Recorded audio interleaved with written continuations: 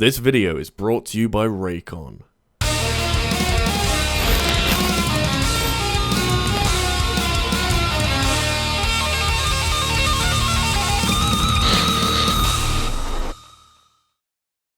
Wow, this sure is a bad year to do anything.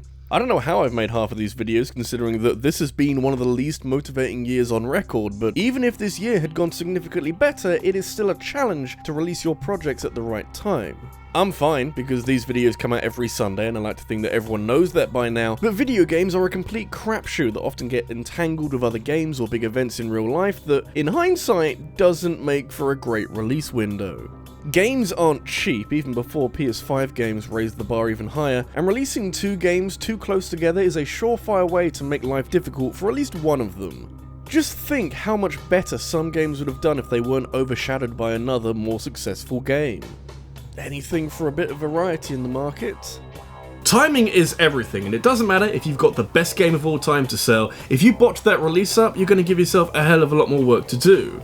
And this seems like a pretty good timing to mention that this video is sponsored by Raycon and their high quality premium earbuds that also come in a range of really nice colours. No one's going to overshadow you if you're sporting some of these bad boys.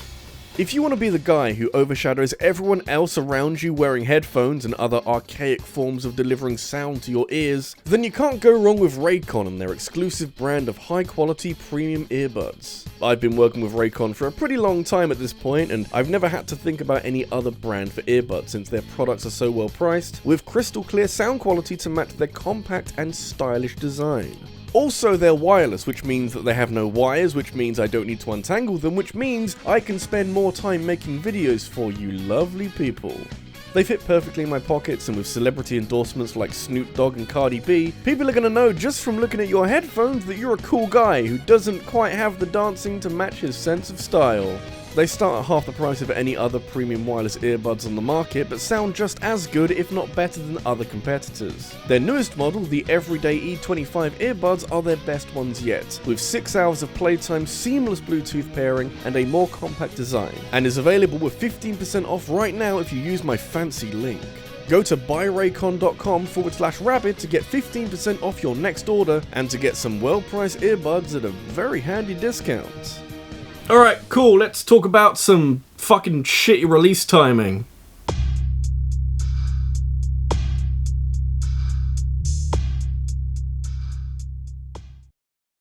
So there's actually a few different ways a game can be released at the wrong time. There's some decent overlap with a video I made last year about games that came out on the wrong console, which definitely has implications of a publisher finding just the worst window to release a game into, but I think I want a tighter focus for this video and to concentrate on games being overshadowed by other, more popular video games. I suppose I could talk about games that were ahead of their time, which would fit in pretty perfectly as well, but that sounds like a fun idea for a future video, so I'll leave that to one side for now. Never gonna say no to a new idea for a video. The more entertaining thing to do right now is to talk about Shantae, because I don't do that often enough, and her franchise is kinda perfect for this video since that first game had more than a few issues with it. Not much wrong with its raw quality though, since the original Shantae is actually one of the most technically impressive games on the Game Boy Color, but that's half the problem. Maybe more like a third of the problem, but who's counting? So I know it's supposed to be focusing on video games overshadowing other, less significant games, but Shantae is an interesting case that slides neatly into the middle of a Venn diagram of why it struggled to get far off the ground when it came out. Yes, it's a Game Boy Color title that came out after the Game Boy Advance had launched, which is never a good idea, and somewhat reminiscent of Nintendo's treatment of Fire Emblem Thracia 776, releasing on the SNES in 1999, but it certainly wasn't helped by the Game Boy Color being a console for Pokemon and maybe some Zelda, and honestly, not a lot else. Apparently Capcom held the game back from release for 8 months after completion, which definitely didn't help with sales or any kind of great recognition for the game outside of it being a cult classic, but even at the time, Shantae struggled to take advantage of an established demographic. Head designer Matt Bozon earmarked Shantae's unique appeal as being too sexy for kids but too girly for male gamers, and you kinda get the sense that no one working on this game had any faith that it would sell well. Self-fulfilling prophecy, or just a series of crappy circumstances? Dunno, but clearly it didn't count for much considering where the franchise is now, and people have a genuine case for Shantae making it into Smash Bros. Anyone can get in nowadays. It really is impressive how Shantae has recovered from such a rocky start and become a bit more of a household name now, because, if anything, the original game was released more in hope than expectation that there'll be someone out there who might enjoy it. And, you know, it might have taken a few years, but I feel like we're there now. You know, the moral of the story is just create what you want and your audience will find you. Except on YouTube.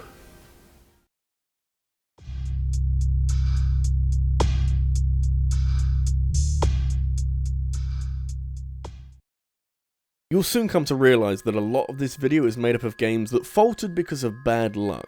Not sure you can attribute everything to bad luck, but sometimes a game finds itself in a crappy scenario through no fault of its own, and has to carve out its own niche from under the shadow of a far more illustrious name. I remember finding Kingdoms of Amalur on Steam during a summer sale one year and wondering why I hadn't heard of it, since it seemed like a decent enough RPG with music from Grant Kirkhope and a large world with a ton of lore to unpack over 40 hours of questing. I know it didn't sell well, but it's got everything that it needs to be a successful and popular RPG franchise that definitely wasn't overshadowed by one of the biggest IPs in the genre. It's a relatable story. One day you're happily walking down the street, minding your own business, and wham! Skyrim mounts the curb and puts you in hospital for 3 weeks. No one could have seen it coming.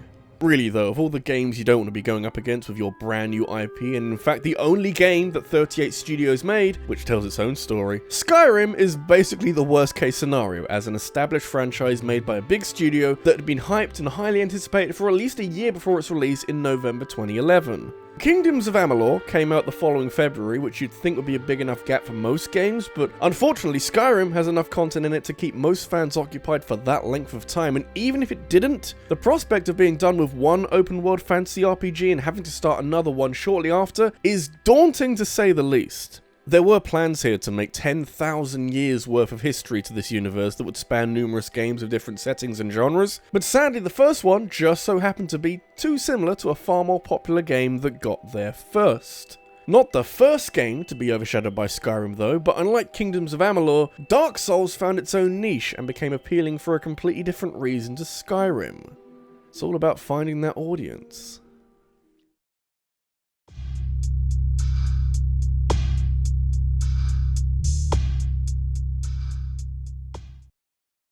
You know, I wish I got into RPGs a lot earlier in my life. As a kid, it was basically Pokemon and some Mario and Luigi sprinkled around for variety, and that's a shame because the early to mid 2000s are a goldmine for high quality RPGs at a time when the industry was becoming more confident with 3D video games and pushing on with next gen graphics and consoles. The jump from the PS1 to the PS2 is large enough that you really do notice the differences in graphical output, with games now capable of rendering environments in so much more detail that I know isn't all that important for the mechanics behind an RPG, but when you're playing any game for dozens of hours, it really does help immerse you in a world when the world looks and acts believably. And the PS2 is a great place to go for RPGs, whether it's Dark Cloud 2, making great use of all the new technology, or Personas 3 and 4, hitting you with brilliant storytelling, or Final Fantasy X trying very hard to rain on Shadow Hearts' parade. And also being a stand-up video game in its own right, but that's not what we're here for now, are we? I kinda love Final Fantasy X for being the biggest leap forward in the franchise since 7, and even though not all of it is pure gold, there's a lot of fun to be had with the new battle mechanics and the cinematic cutscenes. That being said, this game had enough hype behind it that no other RPG could ever come close to going up against it while it was coming out, let alone a game that is the first in its franchise made by a company that in modern day is now helping to make patch slots. Yeah, that'll go well. But maybe you could argue that Final Fantasy ground down Saknoth to the point of dissolving into a company that merged with another company and now makes gambling stuff for the Japanese, and that's what Tidus is laughing at, but I don't think Square has many concerns for other RPGs either these days or in 2001.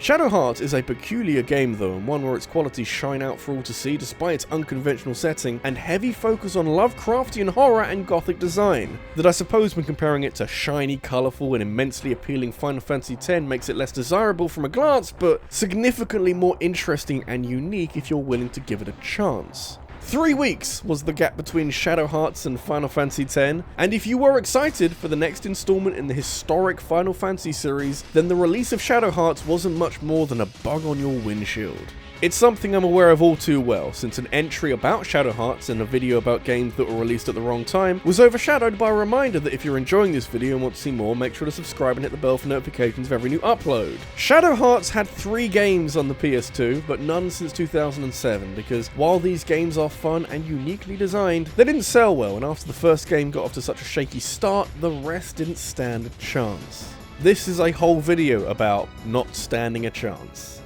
Just a giant cautionary tale.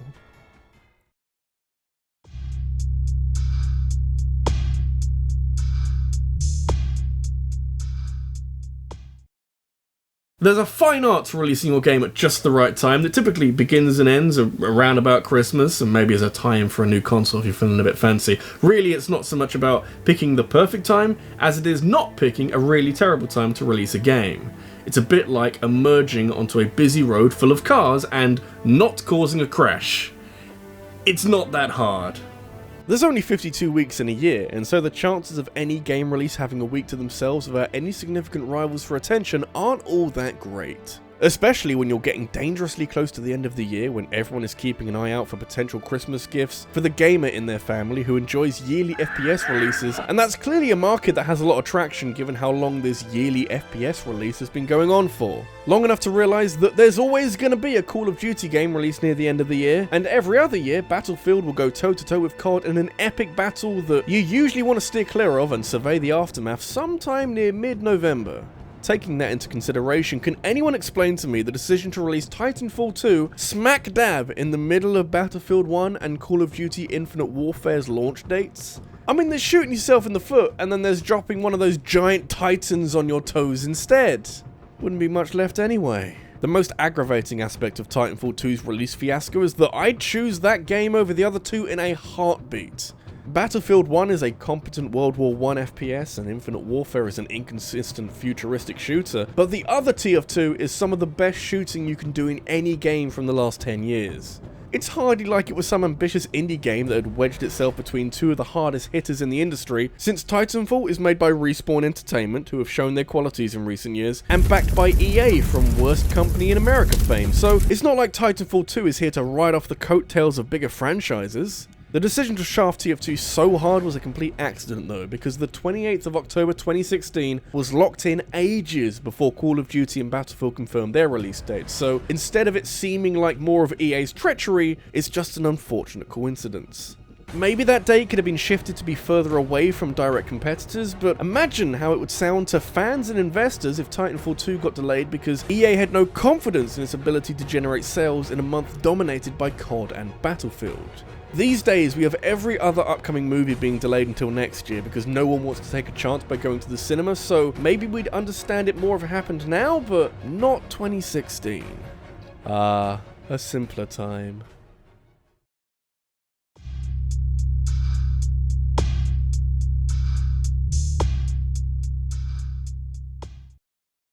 I've really got to stop finding excuses to talk about Battleborn because I feel like I've been doing it a lot lately. Just as well, because it hasn't got a lot left in the tank, and this time next year it will be a distant memory with the servers being shut down next January. The truest indication that this misguided attempt at contributing to the oversaturated hero shooter genre didn't work as well as intended. It seemed at least a little bit promising from the outset though, with character design done by the same people behind Borderlands and a colourful art style that lends itself well to some creative designs and exciting gameplay. But Battleborn's biggest problem was the competition it was facing for share of the market. 2K Games and Gearbox have made some big games in the past, but when you're going up against Blizzard and the launch of their first new IP in 18 years, that was never likely to end well. Or even start well, frankly. It's easy to forget that Battleborn came out before Overwatch because of how quickly the former was forgotten about, but technically Battleborn did get there first, only for Overwatch to walk all over it just 3 weeks later and undo what had been a fairly successful launch for Battleborn. More than 12,000 people were playing on day one, and 2 months later that number had been shaved down below 1,000.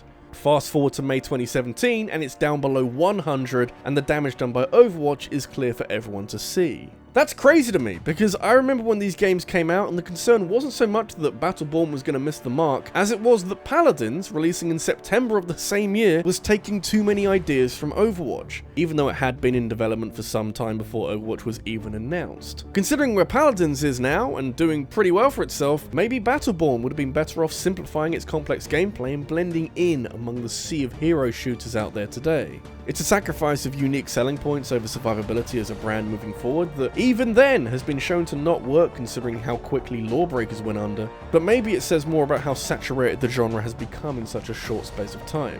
Used to be Team Fortress 2 and not a lot else, but now you can't take 2 steps without tripping over a defunct hero shooter. Watch out for whenever Blizzard makes a new IP, it might just break everything for everyone. This has been RabbidLuigi, and I debated for a little while whether or not Titanfall 2 or Battleborn deserved to be on top as the game with the worst release time, because Titanfall 2 is technically flanked by 2 very popular games, whereas, you know, Battleborn is just Overwatch. But in the end, Titanfall 2 has an active online community and is still going strong, whereas Battleborn is expiring next year. Maybe it just goes to show that, above all else, it's the quality of the game that affects itself as opposed to external factors. Cream will always rise to the top eventually.